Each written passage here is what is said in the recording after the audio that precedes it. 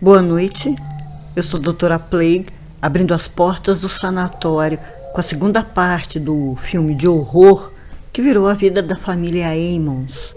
E como eu disse, é agora que a coisa pega fogo de verdade. Ring around the rosy. E o ponto-chave era o porão. Foi lá onde rituais dedicados a uma entidade demoníaca eram feitos. E exatamente debaixo da escada ficava o altar, onde aconteciam sacrifícios. E aí, já não suportando mais, a família foi ao hospital para que exames fossem realizados nas crianças, que apareceram ainda mais machucadas. A essa altura, Latoya já tinha sido comunicada que era suspeita de maus tratos e sempre negou tudo, assim como Rosa. E por determinação do Serviço de Proteção à Criança, além dos exames físicos, foram feitos também testes psicológicos.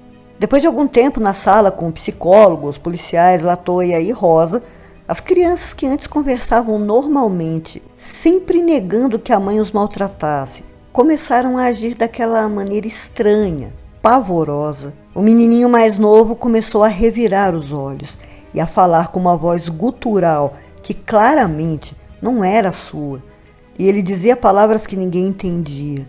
Em seguida, o outro garoto pareceu também sentir-se mal e começou a agir da mesma forma. Só que ele, além de tudo, rosnava e entrou em convulsão. Foi quando Rosa se levantou, foi até ele e o segurou forte pelas mãos. E o que ninguém imaginava aconteceu. O garoto foi andando para trás, sendo ainda segurado pela avó, e quando encostou na parede, começou a escalar, subindo de costas com uma força impossível para uma criança naquela idade daquele tamanho. Quando quase chegou ao teto, pulou, passando por trás da avó e caindo em pé. Tudo isso diante dos olhos de psicólogos embasbacados e de um policial que não conseguia nem falar. Os médicos foram imediatamente chamados, mas o garoto parecia estar novamente em seu estado normal. Isso dava para ver pelos seus olhos, que também já estavam normais. Quando os psicólogos contaram o que viram, os médicos pediram ao próprio menino que dissesse o que tinha feito, ou que fizesse aquilo de novo. Mas ele nem sabia do que eles estavam falando, porque simplesmente não se lembrava. E o mais incrível é que isso está relatado e registrado em relatórios policiais. Afinal, um policial tinha testemunhado tudo. A essa altura, com tantas coisas acontecendo, a família já tinha saído da casa na Rua Carolina, porque não suportava mais o que acontecia. As suspeitas ainda estavam em cima de Latoya, mas não totalmente. O acontecimento no hospital deixou margens para explorar o desconhecido, e foi o que aconteceu. Mais 2 detetives se uniram ao primeiro e ao padre e decidiram voltar à casa. Levaram também uma representante da proteção à criança. Latoya e os filhos não passaram da entrada, não queriam mais saber de entrar na casa, mas Rosa os acompanhou. Enquanto contava sobre os barulhos no porão, as pegadas e aparições, os policiais percorriam a casa com um gravador de áudio sempre ligado e batendo fotos dos pontos que Rosa indicava. Primeiro foram todos para o porão, porque Rosa disse que era lá o ponto de atividade mais forte e que aparentemente onde tudo teria começado, e eles decidiram se dividir. Enquanto Rosa, a mulher do Serviço de Proteção à Criança, e um dos investigadores começaram a andar pela casa, tirando fotos, os outros 2 investigadores focaram no porão, com o gravador de áudio sempre ligado e ainda batendo mais fotos. Rosa já tinha contado a eles o que soube a respeito do porão pela médium, que foi usado em rituais. E, de fato, foram encontrados alguns vestígios, como restos antigos de velas.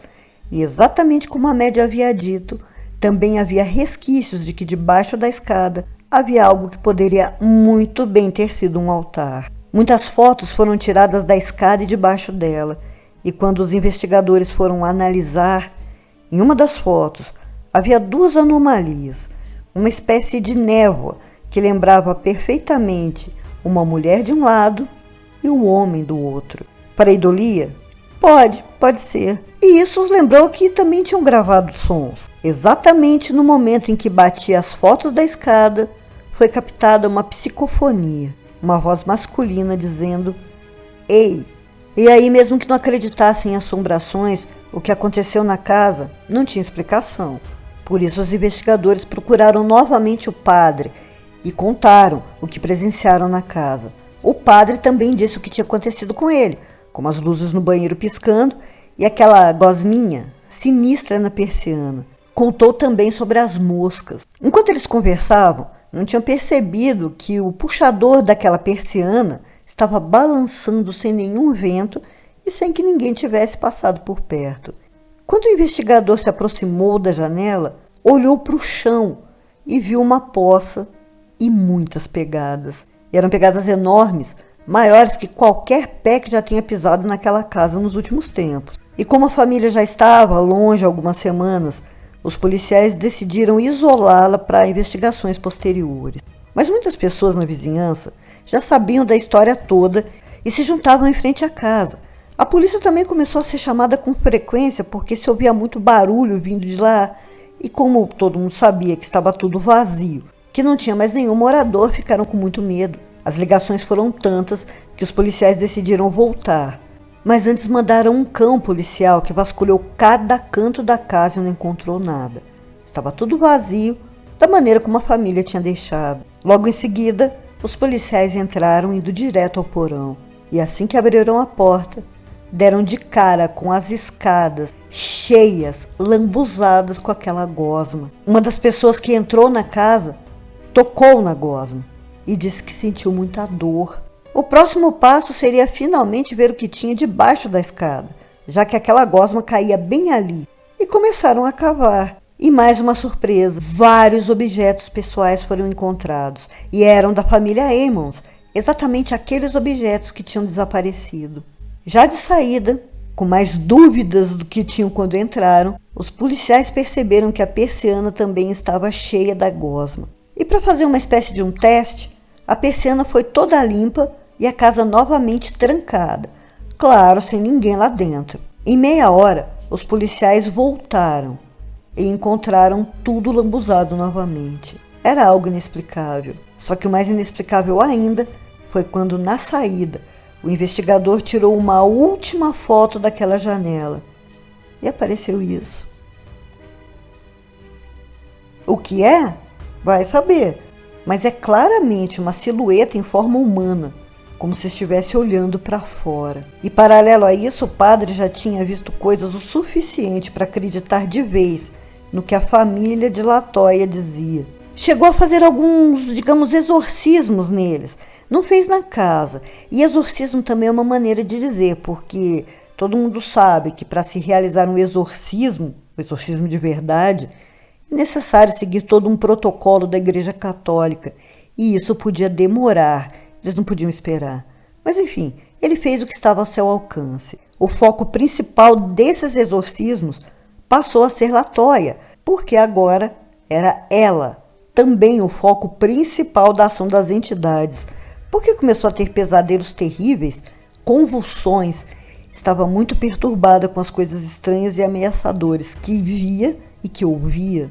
Depois do primeiro exorcismo, ela passou a sentir dores horríveis, principalmente durante os rituais.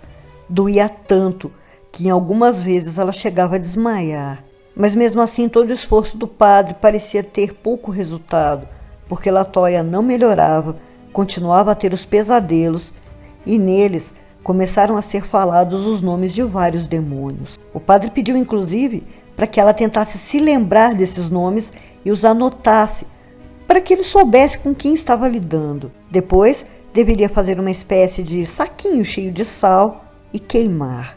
Ela fez, mas teve curiosidade de saber mais sobre os demônios que a perturbavam e fez uma pesquisa na internet. Eu procurei saber quais nomes ela tinha encontrado, mas não achei nenhum. Mas o que eu sei com toda certeza é que as moscas estão ligadas à presença de Beelzebub.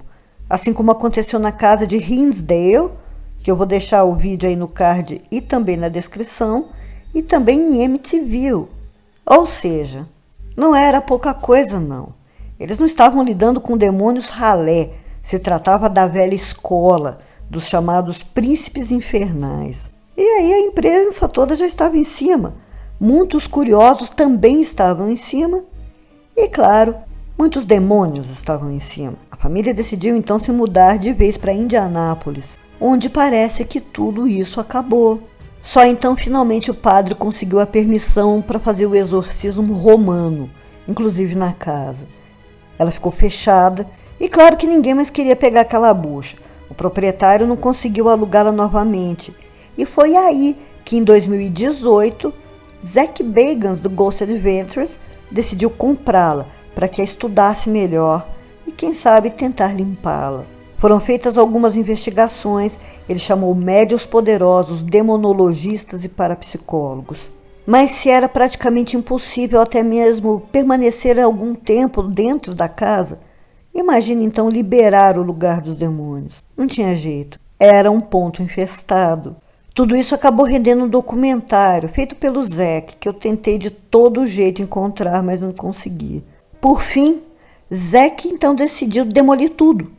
Nada poderia ser feito, e segundo os profissionais chamados por ele, o que havia naquela casa era tão terrível, tão perigoso e destruidor, e a quantidade de entidades tão grande, que seria impossível tentar liberar ou libertar o que quer que fosse, nem mesmo conseguiriam aprisioná-los. A casa foi derrubada e as acusações de maus tratos contra a Latoya foram retiradas, porque depois da mudança de cidade, as crianças passaram a levar uma vida normal, iam à escola, brincavam e não apresentavam mais ferimentos ou hematomas. Só que nem todo mundo engoliu a história sobre demônios. E é claro, né? É muito mais fácil jogar uma carga de culpa falsa em uma pessoa do que acreditar no sobrenatural. Trata-se de um jornalista do site Skeptic Inquirer, ou em tradução Inquisidor Cético, que decidiu despejar sua versão do caso. Para ele, Latoya era uma fanática religiosa, daquelas que beiram a loucura. E além disso, uma mãe negligente que induzia os filhos a essa loucura. Ele disse que a casa tinha 2 bíblias, algumas imagens de santos de devoção da família, e que Latoya fazia orações e sua mãe também. Segundo esse senhor, você ter uma devoção, ter sua fé representadas em sua própria casa, seria fanatismo religioso, seria loucura. Ele também teria ido atrás de informações sobre as crianças e descobriu que não frequentavam a escola, e quando iam estavam sempre machucadas, pareciam estar sempre cansadas e não rendiam nada nas aulas. Bom, coincidentemente foi na mesma época em que os fenômenos começaram, e Latoya disse que as crianças eram tão perturbadas durante a noite que simplesmente não conseguiam ir à escola na manhã seguinte, e essas perturbações também causavam os ferimentos. Mas não acabou. O cético também questionou os fenômenos na casa. Disse que a gosma foi colocada ali por Latoya e por Rosa, que as pegadas gigantes eram feitas por elas mesmas e que a foto tirada pelos policiais no porão, onde apareciam as 2 névoas, seriam simulacras. Bom, isso até pode ser mesmo. Névoa pode ser uma pareidolia. Mas e quanto à foto tirada por um policial na janela? A casa também foi revistada várias vezes e jamais se encontrou uma bota gigante e nem se soube o que era aquela gosma. O cético também chegou a dizer que o episódio em que o garoto subia pela parede de costas, indo parar no teto, foi ele mesmo quem fez, ajudado por Rosa. Eu não sei, né? Eu acho que nem um ginasta é capaz de fazer isso. Ele também sugeriu que Latoya fazia um trabalho mental nas crianças para que elas contassem estar acontecendo coisas inexplicáveis e não estarem sendo maltratadas por ela. E outro absurdo foi ele dizer que a menina de fato teria sim sido arremessada na parede do banheiro, mas que quem fez isso foi algum dos seus irmãos menores. Pelo jeito, esse homem realmente pensava que aquelas crianças tinham superpoderes, porque a levitação também, segundo ele, foi simulada pela garota. Ou seja, ele botou em dúvida a palavra de 3 policiais, uma representante do Serviço de Proteção à Criança, de um padre, de um bispo e de um monte de vizinhos que ouviam barulhos horríveis em uma casa comprovadamente vazia. Só ele estava certo. Quem também falou muita besteira foi o proprietário, que disse que antes nunca nenhum outro inquilino teria reclamado sobre nada sobrenatural na casa, e disse que Latoya era louca. Sendo assim, por que o aluguel daquela casa era estupidamente mais barato do que as outras casas iguais e na mesma rua que ele alugava para outras pessoas. Vai saber. Mas e vocês? O que vocês acham? Foi um caso de infestação demoníaca? Ou foi um teatro de latoia para encobrir os maus tratos aos filhos? Eu não tenho dúvida de que foi um caso genuíno de infestação e possessão demoníaca. Muito obrigada por assistir. Se você ainda não é um paciente, se inscreva, se interne, ative o sininho para não perder os outros vídeos e se gostou, deixe o seu like. Assim você me ajuda, ajuda o canal e ajuda os nossos bichinhos. Logo eu volto com mais histórias de assombrações. Doutora Play, fechando as portas do sanatório. Boa noite.